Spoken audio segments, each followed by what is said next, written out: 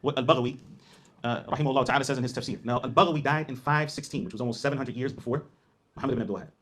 200 and some odd years before Ibn Taymiyyah, rahimahullah. Okay? Al-Baghawi says, in dealing with these ayat from Surah Al-Shu'ara, وَاتْلُ عَلَيْهِمْ نَبَأَ إِبْرَاهِيمَ إِذْ قَالَ لِأَبِيهِ وَقَوْمِهِ مَا تَعْبُدُونَ. So Allah subhanahu wa ta'ala is saying, read to them, recite to them the news of Ibrahim, when he said to his father and his people, what are you worshipping? قَالُوا نَعْبُدُ أَصْنَامًا فَنَظَلُّ لَهَا عَاكِفِينَ. They said that we are worshipping these idols and we are devoting ourselves to them. قَالَ هَلْ يَسْمَعُونَكُمْ إِذْ تَدْعُونَ أَوْ يَنْفَعُونَكُمْ أَوْ يَضُرُّونَ. So then Ibrahim said to them what? Do they hear you when you call upon them? Or do they benefit you or bring you harm or cause you any harm? قَالُوا بَلْ. They said no. Hold on. What did he ask them?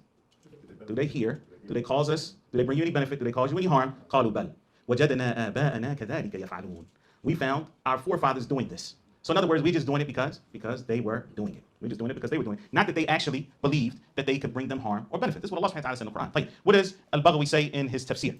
He says, when Ibrahim is asking, do they hear you? It means, do they hear your dua when you make dua? When you call upon them, do they hear you? Ibn Abbas said, do they listen to you? Then Ibrahim says, or benefit you.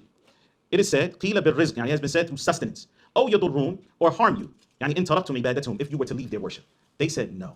But we found our forefathers doing so. This means they do not hear. This is what Al-Baghawi says. معناه إنها لا تسمع قولا ولا تجلب نفعا ولا تدفع ضرا لكن اقتدينا بآبائنا. They do not hear any statement or bring any benefit or repel any harm. However, we found the example we followed the examples of our fathers. He then goes on to say, وفيه إبطال التقليد في الدين. And this refutes blind following in the religion.